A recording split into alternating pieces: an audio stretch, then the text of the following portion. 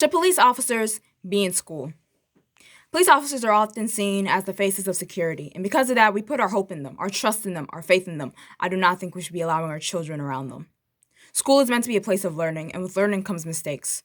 Deterring students from crime, which is a mistake, should be absolutely encouraged. However, with the deep-rooted corruption we've all seen throughout this year in the law enforcement, I see no aid in cops being in school as they criminalize students for behavioral issues they are not equipped to deal with.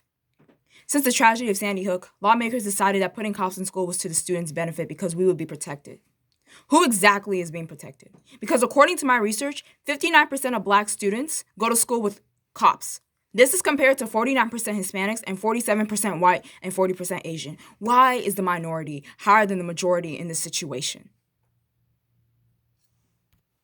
What's even more interesting is that 1.6 million students in the school system go to school with only cops. No school counselors, meaning no one to talk to, no one to help them overcome whatever problems they may be dealing with. Instead, they're constantly surveyed 24/7 under these police officers.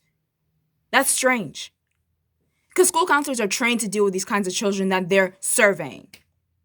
School counselors have the degrees, they have the experience, they have the training to deal with these kinds of children as they overcome behavioral, socioeconomical, mental, home issues. That's what they're here for. So why are there 1.6 million students going to school without that kind of help? Because this is not about protection. This is a ruse. Police in school is dehumanizing to children of color. They know this, and they continue to do this. And I may seem biased as a black woman who does go to school with cops, but you have to realize that these numbers are not matching up with their supposed intentions. A minority is more likely to end up in a school with only cops and no school counselors. And if they make one wrong move, it goes immediately on their criminal record as a non-violent crime. That's something that's not easily erasable. That could damage a child. Because now you've put them as a criminal. Let me also show you of how police officers are just not meant to be in a school setting. In South Carolina, Deputy Ben Fields is called to a classroom, by a teacher because a student refuses to leave the classroom. He talks to her for a bit and then ends up body slamming her on the ground while she's still in her chair.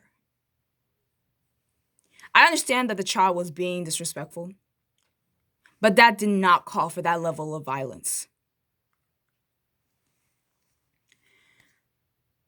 A Kentucky resource officer puts 8 to 9-year-old third graders in handcuffs in chairs, and they're sobbing and crying and begging him to take them out of it, and he sits there and says, "If you behave, I will take them off you." These are 8 to 9-year-olds with learning disabilities, and you're sitting there patting them on the back as you have them handcuffed. They're children. What do you expect them to do? A middle school in Tennessee, a 14-year-old black boy is signing away some papers before he's leaving the office. As he's leaving the office, a resource officer 3 times his size found it necessary to body slam him on the ground, not once, not twice, but 3 times in a row. I'm not sure what that boy did, and I'm not sure what he said, but did it really call for that level of violence for you to pick up a child that is less than 3 times your size and body slam him on the ground? In Prince William County, a police officer accuses a child and convicts him of petty larceny and disorderly conduct because he stole a carton of milk.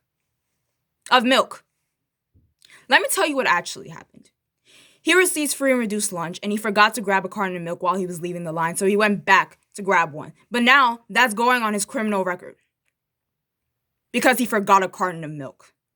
All this funding towards police officers instead of school counselors, social workers, student support services that could actually aid these children, who support these children, who are here to protect these children.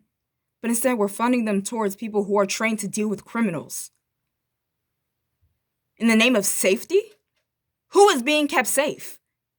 Because the only thing I'm seeing here is students being treated as criminals. So I leave you with this question, from student to adult and student to teacher. Do I look like a criminal to you?